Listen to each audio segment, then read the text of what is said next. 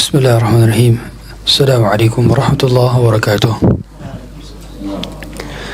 Innal hamdalillah nahmaduhu wa nasta'inuhu wa nastaghfiruh wa na'udzu billahi min shururi anfusina wa sayyiati a'malina. Man yahdihillahu fala mudilla lahu wa man yudlilhu fala hadiya lahu. Asyhadu an la ilaha illallah wahdahu la syarika lahu wa asyhadu anna Muhammadan 'abduhu wa rasuluhu wa safiyyuhu min khalqihi wa khaliluhu adda al-amanah wa ballagha ar-risalah wa nasaha lil-ummah wa kashafa Allahu bihi al-ghummah وجاهد في الله حق جهاده حتى أتاه اليقين وتركنا على محجة بيضاء ليلها كنهارها لا يزيغ عنها إلا هالك. اللهم صل وسلم وزد وبارك وانعم وكرم ومجد على عبدك ورسولك محمد صلى الله عليه وعلى آله وصحبه وسلم. فقال عز من قائل: يا أيها الذين آمنوا اتقوا الله حق تقاته ولا تموتن إلا وأنتم مسلمون. وقال عز وجل: يا أيها الذين آمنوا اتقوا الله وقولوا قولا سديدا يصلح لكم أعمالكم ويغفر لكم ذنوبكم ومن يطع الله ورسوله فقد فاز فوزا عظيما. Amma ba'd. Hadirin sekalian dari Allah Subhanahu wa taala, maafkan dia agar Allah maafkan kita. Beginilah salah satu ayat yang Allah turunkan di dalam Al-Quran berkenaan dengan kisah daripada Aisyah ketika Aisyah dituduh dengan tuduhan dusta. Pada saat di mana Aisyah sedang berpergian bersama Nabi SAW dan para sahabatnya, maka saat itu biasa kalau para wanita itu menaiki unta, dan di dalam unta itu ada seperti ada penutup tirai, sehingga nggak kelihatan yang naik di atas sana itu siapa karena ada penutupnya. Nah, saat itu Aisyah tubuhnya tidak besar, sehingga ada atau tidaknya orang di atasnya itu gak ketahuan. Ditambah lagi ada penutupnya. Ditambah lagi ketika berhenti, Aisyah saat itu buang hajat dan lama pulang dikarenakan mencari kalungnya yang hilang. Hingga akhirnya ketika Aisyah masuk ketika Aisyah sudah selesai mencari kalung yang hilang, maka ternyata rombongan telah pergi meninggalkannya. Dan Nabi SAW pun tidak tahu apakah Aisyah turun dan telat untuk mengejar daripada unta yang dia naiki. Hingga akhirnya Aisyah pun menunggu di sana. Barangkali ada rombongan yang datang dari belakang atau dari depan. Hingga akhirnya datanglah salah seorang sahabat Nabi SAW yang mulia, yaitu Safwan bin Mu'attal As-Sulami, yaitu seorang sahabat mulia. Datang melihat Aisyah, dan Safwan bin Mu'attal As-Sulami mengetahui bahwa itu adalah Aisyah. Dari mana? Karena dahulu Safwan bin Mu'attal As-Sulami pernah melihat istri-istri Nabi dalam keadaan belum diwajibkan hijab. Jadi wajibnya hijab itu sekitar tahun ke-5 Hijriah. Sehingga sekitar beberapa tahun di Madinah itu pernah melihat istri-istri Nabi wajahnya dan tahu dari perawakannya seperti apa. Oh, ini istri Nabi. Maka kemudian Safwan bin Mu'attal mempersilahkan Aisyah untuk menunggangi unta daripada Safwan bin Mu'attal As-Sulami radhiyallahu taala an. Kemudian di bawahnya adalah Safwan bin Mu'attal untuk membimbing daripada unta tersebut hingga sampai kota Madinah. Dan tidak ada satu kata patah pun yang diucapkan oleh Safwan bin Mu'attal kecuali inna lillahi wa inna ilaihi raji'un. Dia begitu menjaga Safwan bin Mu'attal interaksi dengan wanita yang bukan mahramnya, karena ini darurat. Ini wanita yang bukan mahram berjalan berduaan tapi darurat, nggak ada kepentingan sama sekali, dan itu darurat kondisinya. Sehingga saat itu ketika masuk kota Madinah dalam keadaan siang hari, lihat, saking betul-betul mereka tidak ada rencana apapun dan mereka tidak berbuat apapun, mereka datangnya bukan di malam hari tapi di siang hari. Memang waktunya bertepatan dengan siang hari, sehingga nggak berlama-lama, nunggu malam aja dia ntar takut karena nggak punya motif apa-apa. Datanglah di siang hari di kota Madinah yang pada saat itu ini menjadi makanan bagi orang-orang munafik untuk berbuat fitnah kepada keluarga Nabi dan mencela para sahabat, sehingga akhirnya tersebarlah berita dusta tentang bahwa Aisyah telah berzina dengan Safwan bin Mu'attal As-Sulami, waliyadzubillah, padahal tidak sama sekali. Hingga akhirnya para sahabat pun ada di antara mereka yang termakan hoax. Di antara termakan hoax adalah Hasan bin Thabit, Hamnah bin Jahshin, dan Mistah bin Uthathah atau bin Uthalah. Ini 3 sahabat yang mulia yang termakan hoax. Dan sahabat-sahabat lainnya mereka semua diam karena mereka tidak tahu. Begitu pula Nabi SAW diam. Nabi tidak tahu kebenarannya. Karena Nabi tidak bisa menjawab iya atau tidak, karena Nabi tidak tahu ilmu gaib. Hanya dari apa yang Allah kabarkan saja, sedangkan belum ada kabar dari Allah dan Rasul, belum kabar dari langit, belum ada kabar. Sehingga Nabi menantikan. Aisyah pun sakit. Dan kita tahu semua salah satu dari 3 orang ini, yaitu Mistah bin Utsatha, adalah seorang sepupu dari Abu Bakar As-Siddiq, yang mana diberi nafkah dan dia adalah orang fakir miskin. Maka Abu Bakar Siddiq tatkala mendengarkan ada sepupunya yang justru menyebarkan berita hoax terhadap anaknya yang mulia, yang menjadi istri bagi Nabi SAW, maka Abu Bakar mengatakan, saya bersumpah tidak akan memberi Mistah bin Utsatha nafkah lagi. Akhirnya Allah tegur, وَلَا يَأْتَلِ أُولُو الْفَضْلِ مِنْكُمْ وَالسَّعَةِ أَن يُؤْتُوا أُولِي الْقُرْبَى وَالْمَسَاكِينِ. Maka janganlah bagi orang-orang yang memiliki keutamaan kemuliaan mereka memutuskan kebaikan-kebaikannya kepada orang-orang baik atau keluarga dari kerabat mereka, dari orang-orang miskin, dari kalangan orang-orang yang fakir. Maka Allah mengatakan, أَلَا تُحِبُّونَ أَن يَغْفِرَ اللَّهُ لَكُمْ. Bukankah kalian senang ketika Allah memaafkan kalian? Ya, ini ayat, potongan ayat inilah yang dijadikan judul di dalam term of reference dalam kajian pada pagi hari ini di Uplift Project. Sehingga tujuan daripada kita memaafkan orang lain pada akhirnya adalah untuk diri kita sendiri. Jadi dalam perkara ini sebetulnya yang diuntungkan pihak kita. Tanpa kita mengetahui keuntungan pihak lain pun kita udah untung kalau kita maafin orang lain. Tapi tema yang dibahas di sini bukan sekedar teori. Jauh lebih berat pengamalannya. Karena kita tahu semua tidak mudah memaafkan orang yang menzalimi kita. Tapi ketahuilah dalam pemaafan tersebut itulah yang menjadikan Allah memaafkan kita. Karena al-jaza min jinsil amal. Sesuatu perbuatan itu dihasilkan dari apa yang kita lakukan.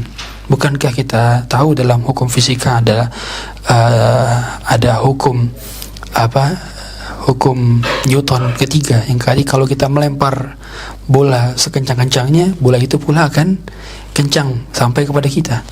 Begitu pula dalam hal ini, kebaikan yang kita lempar kepada orang lain akan sampai juga kepada kita seperti yang kita lemparkan. Begitu pula keburukan. Maka pemaafan kita kepada orang lain akan mendatangkan maaf dari Allah. Maka Allah mengatakan di dalam Al-Quran, فَمَنْ عَفَى وَأَصْلَحَ فَأَجْرُهُ عَلَى اللَّهِ. Siapa yang memohon maaf, siapa yang meminta memaafkan dan dia memperbaiki hubungan, maka فَأَجْرُهُ عَلَى اللَّهِ, maka balasannya dari Allah. Kata para ulama, mengapa di sini Allah katakan fa'ajruhu 'ala Allah? Karena kita tahu semua kalau kita dizalimi, betul kita akan dapat pahala dari dia. Kita akan dapat pahala dari dia, digerogoti pahala dia diberikan kepada kita, atau dikurangi dosa kita diberikan kepada dia. Itu sebagaimana hadis muflis, hadis orang yang pailit, yang bangkrut, di hari kiamat akan demikian. Tapi di sini Allah mengatakan fa'ajruhu 'ala Allah. Maka pahala dia bukan dari pihak yang dia menzaliminya, tapi dari pihak yang justru memiliki pemaafan yang sangat luas, yaitu Allah Subhanahu wa taala. Sehingga ketika balasan dari Allah langsung, maka kita tidak butuh pahala dari orang lagi. Dan bukankah sedih rasanya ketika kita justru menjadi wasilah bagi masuk nerakanya orang lain? Kita ketika mendengar atau melihat ternyata orang masuk neraka gara-gara dia zalim kepada kita, sedih harusnya, karena surga begitu luas tempatnya, begitu jauh jarak pandangannya, yang apabila kamu dan aku di sana tidak membuat tempat yang menjadi sempit, lalu mengapa tidak mau memaafkan?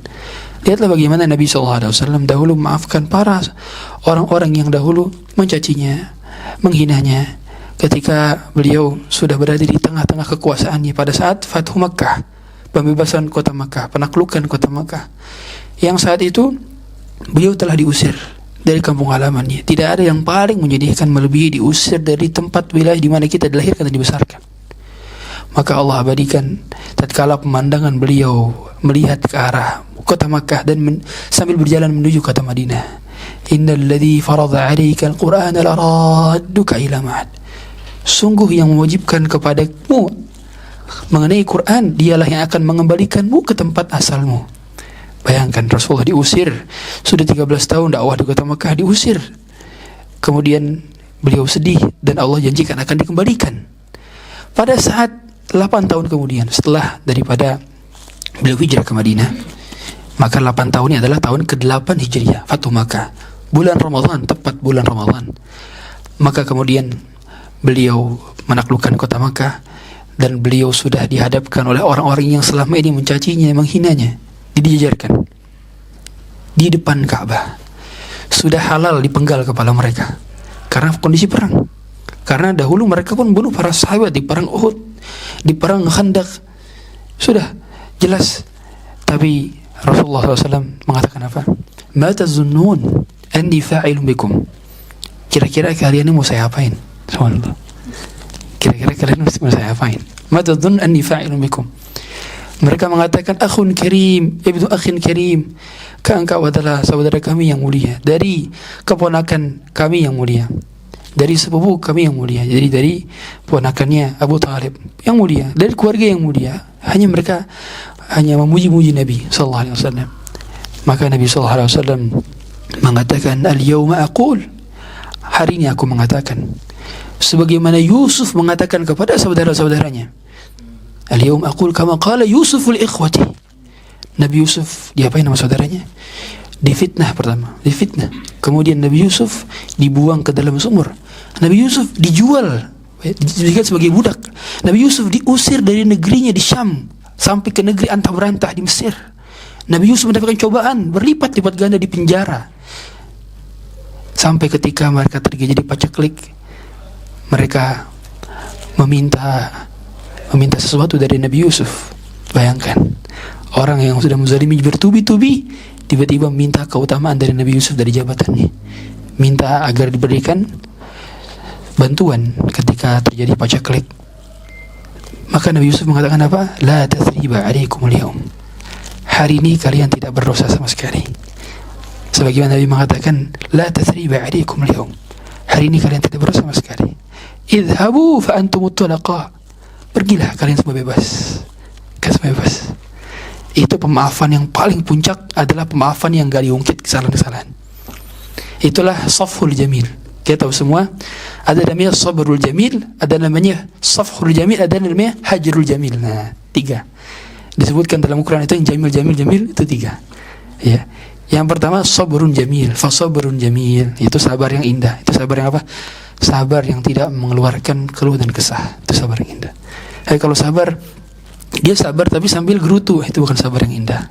Sabar aja sih, sabar mungkin, tapi itu bukan sabar yang indah. Yang kedua adalah hajrul jamil. Hajrul jamil itu meninggalkan ketika dia diganggu tanpa mencela. Itu juga hajrul jamil. Jadi ketika dicela, dia nggak membalas celaan tersebut, cukup pahala dari Allah Taala saja, ya udah, makanya dia nggak balas. Itu adalah hajrul jamil. Yang ketiga adalah safhul jamil. Safhul jamil. Allah mengatakan fasfahas safhal jamil. Memaafkan dengan maafan yang indah. Nah, seperti Nabi SAW ini, seperti Nabi Yusuf ini alaihissalam, yang ketika maafkan dengan indah, fasfahas safhal jamil. Hingga akhirnya dia mengatakan la tathriba alaikum al-yawm yaghfirullahu lakum. Bukan hanya sekedar hari ini kan tidak ada masalah sama saya, tapi mengatakan apa? Yaghfirullahu lakum wa huwa arhamur rahimin. Semoga Allah ampuni kalian semua, dan Dia Maha Penyayang lagi Maha Pengasih. Subhanallah. Ini ungkapan menakjubkan. Tahu bahwa Nabi SAW mengatakan apa? Ma zalallahu bi'afwin illa izan. Jadi Nabi SAW punya konsep suatu hal yang terkesan kontradiktif dalam sebuah hadis. Kata Nabi SAW, ma naqasat sadaqatun min malin. Yang pertama, sedekah itu tidak akan berkurang. Wa ma zalallahu 'abdan bi'afwin illa izzan. Dan tidaklah seorang hamba ketika dia memaafkan maka kecuali pasti bertambah kemuliaannya. Yang ketiga adalah wa ma tawadha'a ahadun lillahi illa rafa'ah. Tidaklah seorang bertawadu kecuali pasti Allah akan tinggikan. Nah, lihat. Ini 3 hal yang kesannya di masyarakat tuh kebalikannya, tapi Nabi justru berpandangan yang sebaliknya. Itulah enaknya punya ilmu begitu. Jadi perspektifnya beda, mindsetnya beda, cara pandangnya itu beda. Lihat. Ketika Nabi mengatakan mana qasat sadaqatun min malin. Tidaklah berkurang dari sedekah. Harta tidak berkurang dari sedekah. Kita anggapnya kalau kita sedekahin uang, sedekahin harta kita berkurang kan gitu. Tapi Nabi mengatakan tidak akan berkurang harta sedekah. Ya. Ini berarti kan anti mainstream kan gitu. Yang kedua, wa ma zalallahu bi'afwin illa izzan. Dan tidaklah Allah menambah kemuliaan bagi seorang yang memaafkan kecuali pasti dia akan ditambahkan kemuliaannya. Kalau banyak kan di antara kita, sebagian pihak mengatakan kalau kita memaafkan, kita derajatnya lebih rendah dibandingkan dia. Enak aja, ente udah digini-gini cuma sekedar minta maaf, dimaafin doang, gak mulia ente. Padahal sebaliknya dalam perkara agama, yang memaafkan justru lebih mulia dibandingkan yang meminta maaf. Meminta maaf itu berat, tapi memaafkan jauh lebih berat. Maka dia bertambah kemuliaannya, kata Nabi SAW.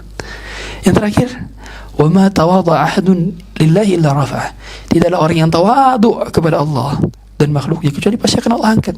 Orang terkesannya kalau dia tawadu, dia merendah di hadapan Allah, merendah di hadapan manusia, dia kesannya kayak dia rendahan, dia nggak percaya diri. Padahal sebaliknya, Allah yang angkat derajat dia lebih tinggi kedudukannya. Nah, ini konsep kita dalam berinteraksi. Sehingga pada saat itu Nabi SAW maafkan dan Nabi lebih mulia. Lihatlah bagaimana Nabi SAW justru memberikan hadiah kepada orang yang justru menzaliminya. Memberikan hadiah kepada Safwan bin Umayyah, memberikan hadiah kepada Nadhr bin Harith, memberikan hadiah kepada Malik bin Auf, memberikan hadiah kepada Hakim bin Hizam, memberikan hadiah kepada Abu Sufyan, kepada Muawiyah, kepada Yazid bin Muawiyah. Nih orang-orang yang dahulunya mencaci maki Rasulullah, orang-orang yang dulunya menghina Rasulullah, tapi Rasulullah kasih hadiah. Untuk apa? Apakah Rasulullah cinta kepada mereka? Enggak. Rasulullah enggak cinta kepada mereka. Rasulullah justru memberikan hadiah supaya mereka simpati kepada Islam dan kaum muslimin. Bahkan Nabi SAW pernah mengatakan, aku memberikan seorang hadiah padahal saudaranya lebih aku cintai daripada dia. Ya, terkadang hadiah yang kita berikan itu bukan kepada orang yang kita cintai boleh jadi, tapi kepada pihak-pihak yang mana mereka ingin diambil simpatinya. Dan lihatlah bagaimana dahulu Imam Syafi'i pernah dihina dan dicaci maki oleh orang lain. Kemudian beliau mengatakan kepada orang yang menghina dan mencacinya, in kunta sadiqan faghfarallahu lak, faghfarallahu li, wa in kunta kadhiban faghfarallahu lak. Subhanallah. Kata beliau, ketika ada orang yang mencacinya, menghinanya, memfitnahnya, maka Imam Syafi'i mengatakan, kalau kamu benar, perkataanmu benar, maka semoga Allah ampuni saya. Tapi kalau engkau salah, semoga Allah ampuni kamu. Subhanallah. Jadi sama sekali gak berpikiran kalau kamu salah, kamu masuk neraka. Gak berpikiran itu. Kalau kamu salah, kalau statement ini salah, ya kamu yang dosa. Tapi gak bilang gitu dia. Tapi dia bilang, semoga Allah ampuni kamu kalau kamu salah, dan Allah ampuni saya kalau perkataan kamu benar. Kalau fitnahanmu benar, kalau cercaanmu benar, kalau hinaanmu benar, itu ada pada saya, maka semoga Allah ampuni saya. Kalau memang ternyata salah, tidak ada pada diri saya demikian, maka semoga Allah ampuni kamu. Jadi sama sekali gak memiliki kepentingan untuk memasukkan orang ke dalam neraka. Gak punya dia. Dan itulah yang menjadikan hati kita lebih mudah lapang. Karena pada akhirnya hadirin, yang membuat masalah menjadi semakin masalah itu bukan gara-gara kita punya masalahnya, tapi gara-gara cara merespon masalahnya. Kan kita tahu semua. Coba yang menjadikan kita semakin sedih bukan gara-gara kita dicopet, tapi gara-gara kita memikirkan wajah yang copetin handphone atau dompet kita gitu. Tiap hari dipikirin wajah pencopetnya. Semakin runyam masalahnya. Boleh jadi kalau dia nggak memikirkan itu, masalahnya tidak bertambah. Makanya seorang yang pada akhirnya memikirkan wajah yang menzalimi, dia akan terus-terusan menghabiskan waktu di sana. Makanya kata Syekhul Islam Ibnu Taimiyah, terhabisnya umur disebabkan gara-gara kita memikirkan wajah yang menzalimi kita, itu lebih musibah dibandingkan musibah yang didapatkan seorang ketika dia mendapatkan kezaliman dari pihak lain. Jadi sebagai contoh, kita dapat pihak yang menzalimi kita memikirkan dia terus, kita berusaha balas dendam, gimana caranya kita berusaha untuk dia merasakan hal yang sama. Perasaan ingin balas dendam itu musibah yang lebih besar dibandingkan musibah dia dizalimin. Paham? Jadi maksudnya kita tahu dizalimin itu musibah. Tapi perasaan memikirkan musibah itu gimana caranya biar ada pada dia, itu juga musibah yang lebih besar dibandingkan musibah yang pertama. Subhanallah. Karena pada akhirnya orang ketika ingin membalas kezaliman orang lain, dia akan menghabiskan waktunya. Dia akan takes many time untuk betul-betul menjadikan itu ada pada diri orang yang menzaliminya, dan gak akan ada habisnya. Maka perasaan ketahuilah perasaan kita memaafkan orang lain itu sudah Allah abadikan di dalam surah Al-Imran ayat 134, di mana Allah mengatakan, wasari'u ila maghfirati min rabbikum wa jannatin 'arduha as-samawati wal ard u'iddat lil muttaqin. Ketika Allah mengatakan bersegeralah terhadap ampunan dan surga yang telah Allah siapkan bagi orang-orang bertakwa. Wa iddatul muttaqin. Siapa orang-orang bertakwa itu? Alladzina yunfiquna fis sarra'i wad dharra. Pertama, mereka yang berinfak dalam kondisi sedang lapang dan sedang sempit. Jadi kita dalam beribadah itu bukan hanya dituntut untuk beribadah, tapi dia dituntut untuk bersegera dalam ibadah. Kita bukan hanya untuk sholat, tapi juga bersegera dalam sholat. Wasari'u, maka Allah katakan wasari'u. Tidak ada satu hal yang perlu diburu-buruin dalam hidup. Nggak ada yang perlu diburu-buruin harus punya pencapaian di umur sekian, harus punya rumah di umur sekian, harus punya ini. Nggak ada, kecuali kebaikan yang harus didahulukan. Yang dipercepat adalah kebaikan. Allah katakan wasari'u ila maghfiratin, segera dalam taubat, cepat-cepatan dalam taubat, bukan cepat-cepatan harus punya ini punya itu. Makanya saya katakan sekedar cepat nikah aja itu bukan prestasi. Sekedar cepat nikah, udah nikah berapa, 18 tahun nikah, itu bukan prestasi, itu achievement at all. Enggak, bukan prestasi. Nikah yang bertakwa yang berprestasi, kan gitu. Sekedar punya mobil aja nggak berprestasi, enggak. Sekedar punya rumah aja nggak berprestasi. Punya rumah, punya mobil, punya anak yang bertakwa, itu yang berprestasi. Karena goalnya adalah takwa, kan gitu. Makanya Allah mengatakan wasari'u ila maghfiratin, yang suruh cepat-cepat itu ya taubat, maghfiratin min rabbikum wa jannatin, dan segera meraih surga, segera sholat, untuk segera bersedekah, segera berbakti pada orang tua, sedekah, segera dalam meraih surga, segera dalam percepat-cepatan dalam surga itu. Kalau dalam perkara pekerjaan yang memang itu bahkan bakal menjadikan kita mendapatkan surga Allah, berarti bersegera juga dalam bekerja karena mulia mencari nafkah. Kemudian tadi Allah mengatakan alladzina yunfiquna fis sarra'i wad dharra. Dia ketika infak itu, dia ketika dalam kondisi miskin dia enggak nunggu kaya dulu untuk infak. Ketika kondisi sulit dia enggak nunggu untuk lapang dulu berinfak. Jadi dari semua dalam kondisi dia tetap beribadah, ya. Baik kondisi miskinnya maupun kondisi kayanya. Baik kondisi sempitnya maupun lapangnya. Maka heran kalau orang dia menunggu kaya dulu baru sedekah. Padahal dia bisa maksimalkan semampu yang dia bisa untuk bisa bersedekah, karena pada akhirnya sedekah bukan dari nominal tapi dari persentase hartanya. Orang punya 100.000, dia sedekah 50.000, dibanding orang punya 100 juta sedekah 1 juta. Gedean mana? Gedean yang pertama, kan? Kira dia menginfakkan 50% dari hartanya, sedangkan yang tadi bahkan berapa tuh?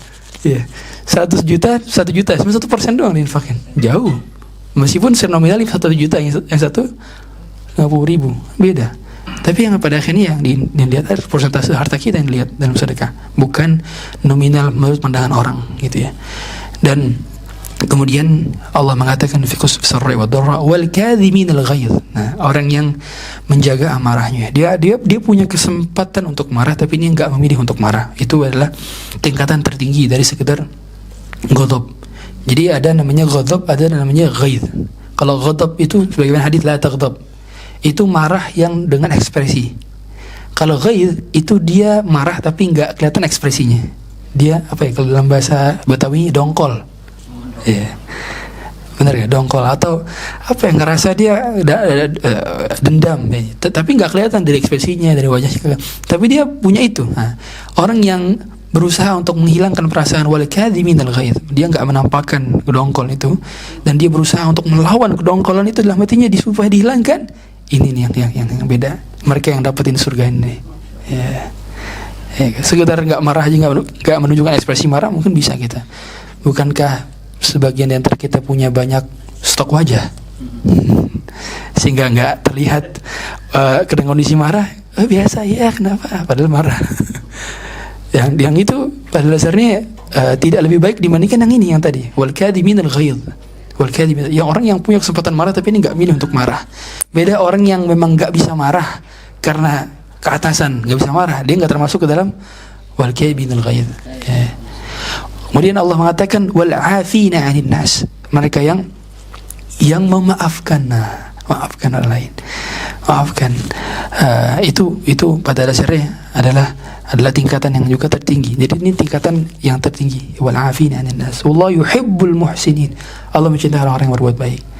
Jadi tingkatannya adalah tingkatan terendah dan tertinggi. Yang pertama adalah mereka yang yang berinfak dalam keadaan sempit maupun lapang, kemudian orang yang mampu menahan amarah, kemudian mereka mampu memaafkan, dan yang terakhir adalah mereka yang berbuat baik kepada orang yang menzalimi mereka.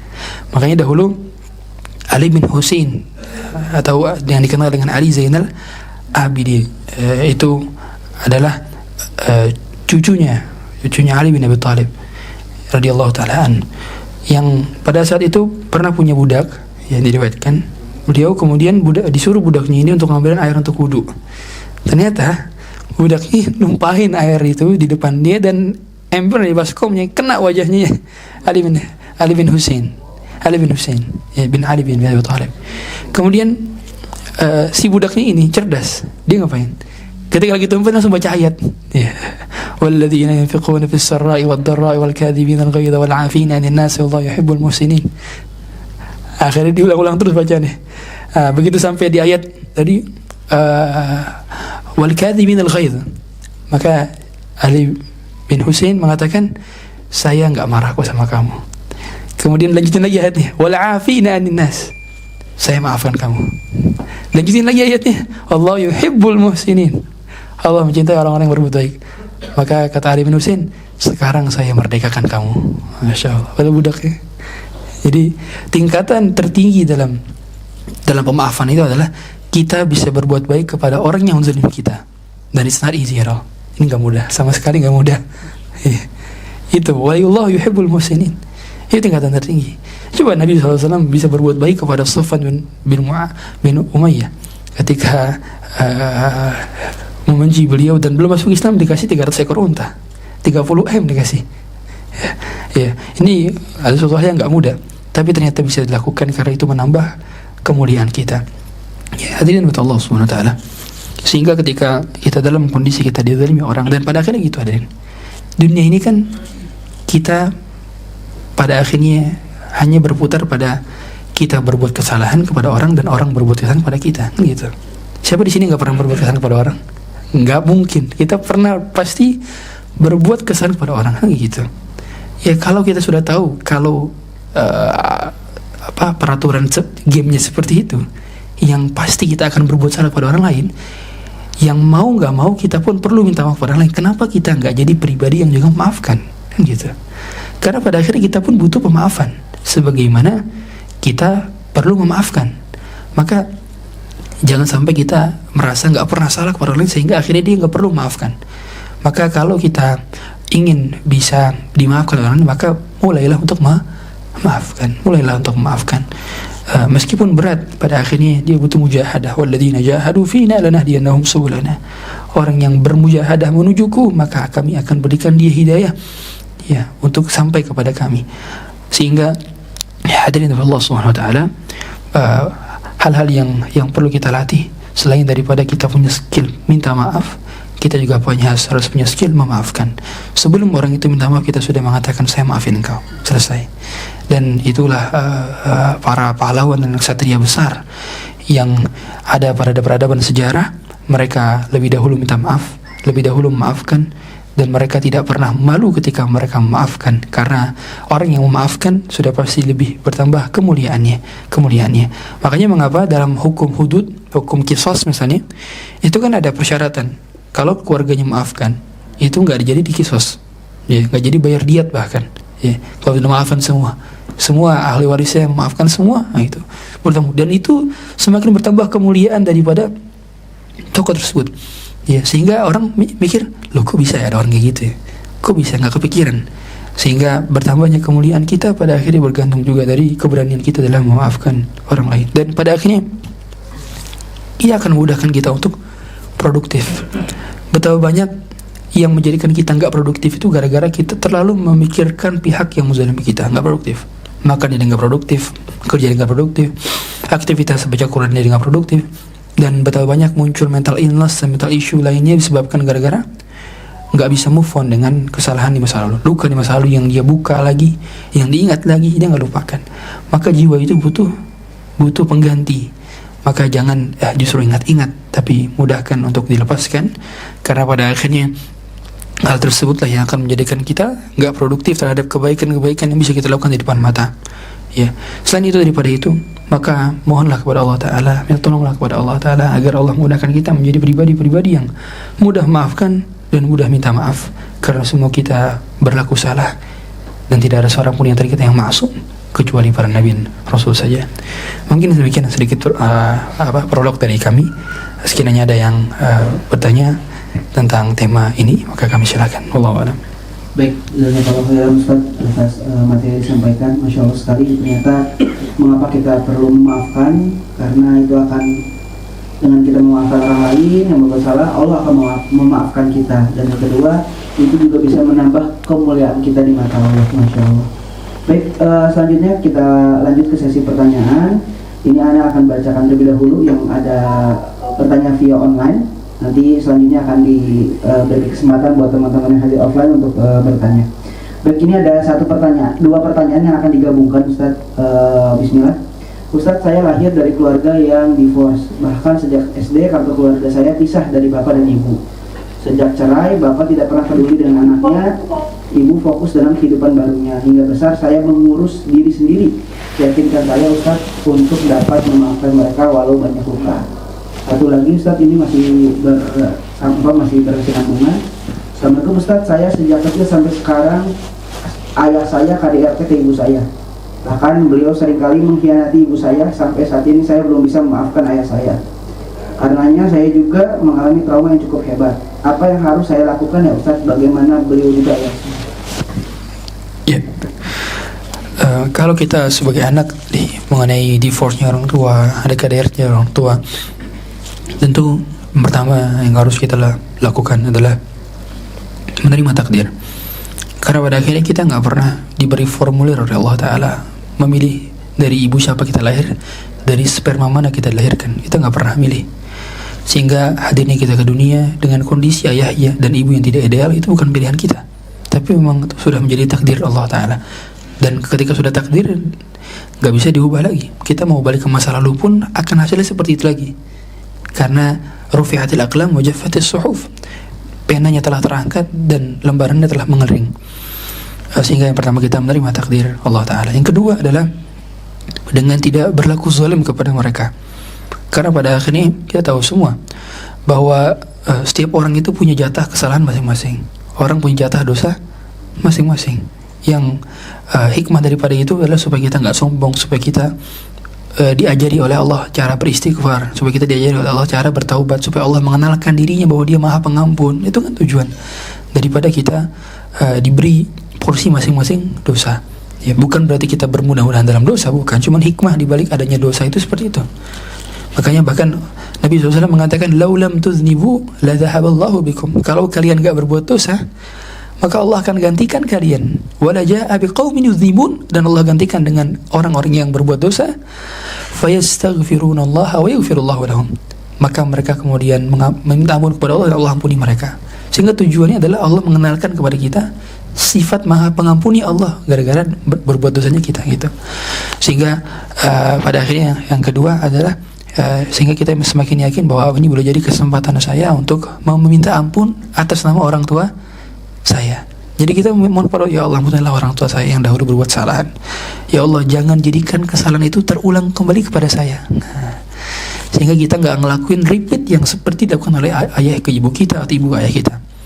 Makanya diantara ketika pertama kali kita melihat musibah dari orang lain, dua kalimat yang kita ucapkan. Yang pertama adalah innalillahi wa inna ilaihi raji'un. Itu ya. Itu kalau kita menjadi pihak yang mendapatkan musibah. Tapi kalau kita melihat musibah orang lain, kita ungkapannya adalah innalillahi ma akhadh wa lahu ma a'ta wa kullu syai'in bi ajalin musamma. Itu ada kalimatnya. Makanya kalimat yang juga lebih tepat selain daripada kalimat istirja ketika lihat musibah orang lain itu kalimat tadi. Ya, ada keluarga orang meninggal, kita mengatakan juga innalillahi ma akhadh wa lahu ma a'ta. Sungguhnya Allah berhak mengambil apa yang Dia ambil. Wa lahu ma a'ta, dan apa yang telah diberikan diambil lagi. Wa kullu syai'in bi ajalin musamma. Dan setiap yang Allah ciptakan ada tenggat waktunya, ada timingnya, ada masa kadaluarsanya, akan ada saat di mana dia akan kembali.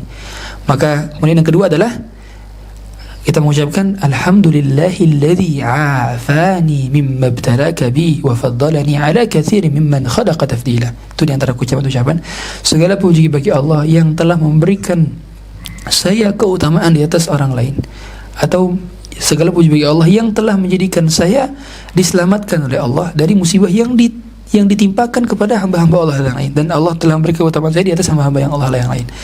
Kata Nabi SAW, siapa yang mengucapkan kalimat ini, dia akan dihindarkan dari musibah semisal selamanya. Misalkan dia ngelihat ada, mohon maaf, orang yang memiliki kecacatan fisik, difabel, maka kita mengucapkan doa tersebut, kita akan dihindarkan selamanya dari penyakit tersebut. Lihat kecelakaan, kita ngelihat alhamdulillah dia afani, baca doa itu akan dihindarkan dari kecelakaan seumur hidupnya. Itu janji Nabi, bukan janji saya. Dan janji Nabi sudah pasti ditepati. Begitu pula kita lihat musibah orang tua kita, kata Eri tadi, ada musibah kita divorce, kita baca doa semisal, sehingga Allah hindarkan kita dari hal demikian. Dan yang terakhir, selain daripada kita berusaha untuk meminta ampun kepada Allah Ta'ala, berusaha juga untuk tetap berbakti. Karena pada akhirnya sedosa apapun orang tua, ya, orang tua kita pada akhirnya bukanlah Firaun. Ya, kita mengharapkan orang tua kita seperti Nabi Musa, tapi orang tua kita juga bukan Firaun. Kita mengharapkan ayah kita seperti Nabi Ibrahim, tapi ayah kita juga tidak seperti Namrud. Kita mengharapkan ibu kita seperti Ibunda Khadijah, tapi ibu kita juga tidak seperti sekejam dan sekeji daripada istrinya Abu Lahab. Sehingga ketahuilah, ibu kita, ayah kita adalah manusia yang biasa, sederhana, yang punya kekurangan sama seperti kita. Maka jangan sampai membuat kita tidak berbakti kepada mereka dan menghardik mereka, karena pada akhirnya kita pun akan menjadi orang tua dan sudah menjadi orang tua bahkan. Dan kita ingin mendapatkan perlakuan yang baik dari anak-anak kita ketika kita melakukan kesalahan. Dan kerikil-kerikil tajam itu akan terus ada, mengintai kaki-kaki kita dan membuat basahnya pipi dengan air mata. Untuk apa? Untuk menjadikan kita tadi bisa mendapatkan pahala apa? Pahala minta ampun, pahala sabar, pahala tawakal, pahala maafkan orang. Disebabkan karena ada kerikil-kerikil tajam itu, maka maafkan ridho, dan jangan kita mengikuti apa yang dilakukan oleh orang tua dari kesalahan. Wallahu a'lam. Masya Allah. Terima kasih Ustaz atas jawabannya. Baik, selanjutnya saya berikan kesempatan buat teman-teman yang offline. Apakah ada yang ingin bertanya?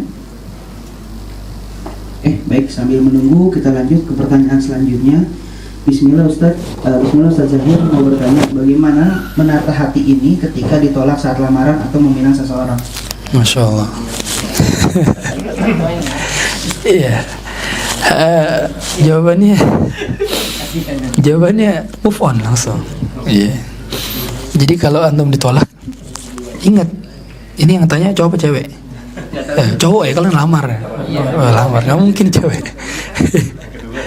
Iya. Ingat, bunga bukan dia setangkai, kumbang bukan dia seorang. Patah tumbuh hilang berganti, hilang satu tumbuh 1000. Cari lagi lah. Cewek banyak, perempuan banyak, akhwat begitu banyak yang soleh soleha. Sehingga jangan anggap itu cuma satu-satunya dia seorang, seolah-olah dia doang wanita di bumi ini.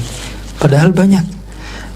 Makanya yang seperti ini pada akhirnya nggak produktif akhirnya, karena dia stagnan. Dan kita tahu perkataan Syekhul Islam Ibnu Taimiyah, jiwa itu tidak akan berpindah atau move on kecuali ada penggantinya, ada substitusinya, kan gitu ya.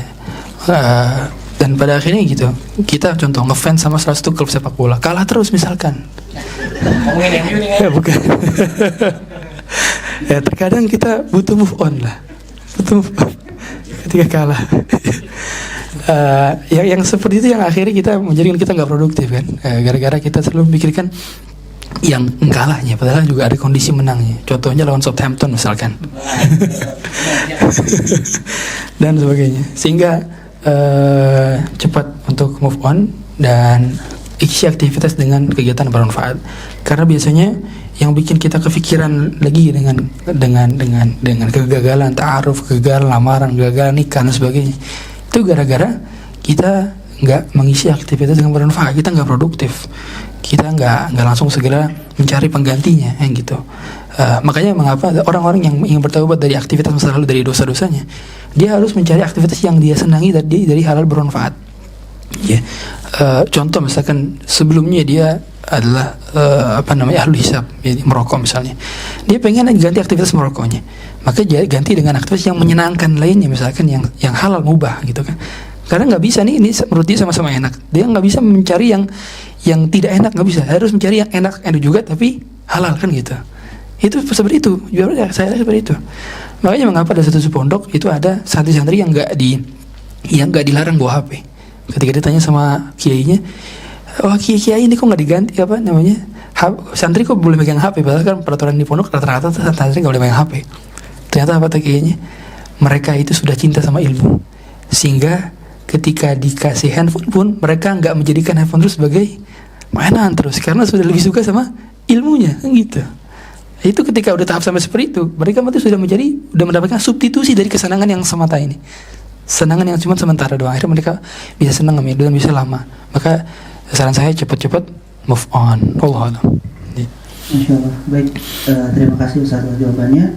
Kita lanjut ke pertanyaan selanjutnya. Assalamualaikum Ustaz. Qadarullah, ayah saya dan keluarga ayah saya belum mendapatkan hidayah untuk menjalankan sunnah lifestyle. Mereka sering sekali mengejek sunnah dan mencaci maki kami. Kami sudah melakukan dakwah bilhal, sering kasih hadiah dan sebagainya, tapi saya suka marah kalau mereka mengejek sunnah. Bolehkah saya menjauhi mereka? Tentu ayah kita tadi bukan Namrud ya, yang sampai tahap buat patung, menjadi menteri daripada menteri koordinator lah, Menko infrastruktur di sebuah imperium besar membuat patung gitu. Kan saat itu kan itu bagian infrastruktur masuk itu ya. Kita bukan seperti itu. Maka tetap kita berbakti dengan melakukan hal yang bisa kita lakukan, tetapi ketika ada kekeliruan tadi sampai menghina sunnah, menghina agama, kita ingatkan. Dan justru model untuk didakwahkan. Dan sudah baik itu dakwah bil hal sudah baik. Karena lisanul hal afsahu min lisanil maqal. Lisan dari perbuatan itu lebih fasih daripada lisan dari perkataan. Sehingga dakwah yang paling utama adalah living sunnah. Living sunnah itu sunnah yang diamalkan, sunnah yang hidup, bukan sekedar sunnah yang sifatnya perkataan. Yang seperti itu yang bisa kita lakukan dari dakwah kepada orang tua. Dan usahakan khidmat terus-terusan. Dan disitulah cobaannya. Sehingga tujuan akhir daripada kita berbuat kebaikan bukan untuk supaya mengubah dia, karena mengubah dia itu tugasnya Allah gitu ya. Tapi supaya kita tetap dapat pahala. Dan kita nggak akan bisa tetap memaksakan orang untuk bisa mendapatkan hidayah, karena hidayah hak prerogatif Allah. Kita hanya bisa berbakti kepada mereka dari apa yang bisa kita lakukan. Sehingga bertakwalah semampu kita, dan jangan pernah punya pikiran kita bisa ngubah orang gitu ya. Karena kebanyakan kita ini, saya katakan, berlebihan ngambil tugasnya Allah. Kita pengen orang ini berubah sama saya, orang ini berubah sama saya. Enggak, siapa kita? Kita jangan bisa berusaha, hadirin. Allah sendiri yang mengatakan kepada Nabi SAW, "Ma 'alaika illa al-balagh wa 'alaina al-hisab." Tugas ente ini cuma nyampein, kan gitu bahasanya. Tugas kalian cuma dapat pahala atas ikhtiar kalian. Kalian nggak bisa memastikan orang bisa dapat hidayah atau enggak. Kalian nggak bisa memastikan dia akan dapat tobat atau enggak, kan? Nggak bisa pastikan. Jadi daripada sibuk memikirkan gimana caranya berubah, lebih baik sibuk memikirkan gimana caranya kita terus tetap berpahala dengan perbuatan baik kita kepada mereka, gitu. Ya, dan salah satunya berharap bahwa mereka dapat hidayah pun termasuk bagian daripada ikhtiar. Dan Nabi SAW dikatakan oleh Allah Ta'ala, "La'allaka bakhi'un nafsaka alla yakunu mu'minan." Kau hampir celaka karena kau menginginkan semuanya beriman, tapi nggak bisa semua jadi beriman. Nabi SAW itu pengen seluruh bumi ini beriman, tapi Allah nggak izinkan. Karena itu kehendak Allah. Allah sudah ciptakan surga, sudah ciptakan neraka, bukan surga doang. Jadi mau nggak mau harus ada jadi penduduk surga, ada penduduk neraka, kan gitu. Maka kita tinggal serahkan kepada Allah dan banyak berdoa. Kadang kita lupa berdoa. Kadang kita udah ngelakuin A sampai Z dari cara-cara, tapi kita lupa amalan yang paling diandalkan senjatanya orang beriman adalah doa. Minta doa kepada Allah Ta'ala agar Allah beri hidayah. Betapa banyak doa-doa yang mampu menancap apa yang tidak tertancap oleh jarum, mampu menembus apa yang tidak dapat tertembus oleh pedang, dan mampu menjadikan kita bisa mendapatkan hidayah tersebut disebabkan karena doa. Wallahu a'lam. Terima kasih. Pertanyaan selanjutnya. Assalamualaikum Ustaz. Memaafkan itu meringankan. bagaimana dalam konteks bernegara cara kita memaafkan kezaliman atas para pejabat yang korupsi atau kebijakan yang merugikan rakyat? Ya, dalam skop apapun pada akhirnya, skop apapun, kezaliman yang dilakukan kepada kita atau kezaliman yang dilakukan kepada orang lain, kezaliman kepada orang masyarakat, tentu pemaafan di sini bukan berarti kita tidak berwaspada. Ada orang salah menempatkan husnuzan, maaf itu bukan berarti nggak jadi waspada, ya, beda. Sehingga contoh ada pejabat korupsi itu nggak boleh ditaruh di jabatan itu lagi, gitu. Sehingga meskipun sudah dimaafkan, jadi tetap ada unsur waspada. Makanya suudzon itu berbeda dengan waspada. Ya. Orang yang waspada nggak semesti dikatakan suudzon, gitu ya. Dan orang yang dalam hal ini ketika kita memaafkan orang lain, ya tetap juga memilih yang lebih baik di antara mereka, gitu ya. Sehingga dalam kondisi kita memaafkan orang-orang yang sudah bertaubat, maka kita tetap memilih yang ideal, karena pada akhirnya dalam segala hal kita berusaha untuk mencari yang ideal, meskipun ternyata secara realita itu tidak ideal, tapi pada akhirnya usaha-usaha kita tersebut itulah tetap dinilai sebagai pahala, karena itu adalah kemampuan yang bisa kita lakukan, ya. Dan pada akhirnya semua orang memiliki hisab masing-masing, dan mereka semua akan mendapatkan apa yang telah mereka lakukan. Begitu pula kita akan mendapatkan apa yang kita lakukan. Allah mengatakan, tilka ummatun qad khalat laha ma kasabat wa lakum ma kasabtum wa la tus'aluna amma kanu ya'malun. Begitulah umat-umat terdahulu, begitulah mereka, maka mereka akan disab atas apa yang mereka lakukan, dan kalian pun akan disab atas apa yang kalian lakukan, ya. Wala tus'aluna amma kanu yaf'alun. Kalian tidak ditanya tentang apa yang mereka lakukan, kalian nggak ditanya. Maksudnya ketika itu di luar kuasa kalian, di luar batas kemampuan kalian dari amar ma'ruf nahi munkar, maka kalian nggak akan ditanya, kecuali memang itu kalian mampu untuk berada di depannya untuk amar ma'ruf nahi munkar, maka wajib bagi kita ingkar munkar. Tapi ketika sudah di luar kuasa kita, it's not under control, ya udah biarin. Pada akhirnya mereka akan semua dihisab. Tapi bukan berarti meniadakan amar ma'ruf nahi munkar, ya.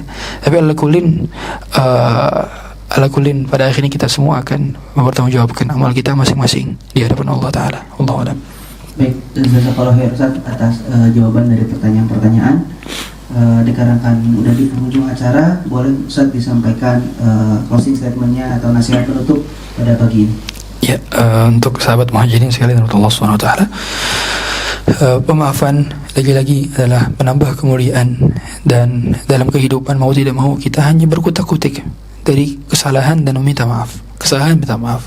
Maka begitu pula kita berkutik daripada berbuat kesalahan, meminta maaf dan memaafkan, sehingga sempurnalah keimanan kita ketika kita pada akhirnya tidak lagi menjadi alasan bagi orang masuk neraka. Jangan sampai kita menjadi wasilah bagi masuk nerakanya orang lain. Dan pemaafan lagi-lagi itu bagian daripada orang-orang yang telah dipersiapkan surga oleh Allah Ta'ala dalam surah An-Nisa ayat 134. U'iddatil muttaqin alladzina yunfiquna fis sarra'i wad dharra wal kadhibina al ghaidha wal 'afina 'anil nas. Itu ingat terus ayat itu, sehingga ketika sedang dizalimi oleh orang, segeralah kita maafkan dia, dan segera lupakan dia, dan segera tetap berwaspada agar kita mendapatkan pahala yang lebih besar, bukan dari dia tapi dari Allah Subhanahu wa taala, yang jauh pahalanya lebih besar, jauh pahalanya lebih luas. Meskipun tubuh kita kecil, meskipun badan kita kecil, tapi dadanya lebarkanlah, karena orang yang berdada lebar, berdada lapang, mereka lah yang Nabi SAW katakan bahwa mereka akan bertambah kemuliaan mereka, karena kemuliaan bukan dari fisik, bukan dari jasad, tapi kemuliaan berasal dari takwa kita. Sehingga pemaafan adalah bagian daripada tanda ketakwaan dan sempurnanya keimanan. Semoga Allah jadikan yang berbicara di sini lebih awal dalam mengamalkan apa yang disampaikan. Begitu Allah mudahkan juga hadirin sekalian untuk mengamalkan apa yang menjadi ilmu kita pada hari ini, karena ilmu ini singkat dan mudah untuk difahami, tetapi berat untuk diamalkan.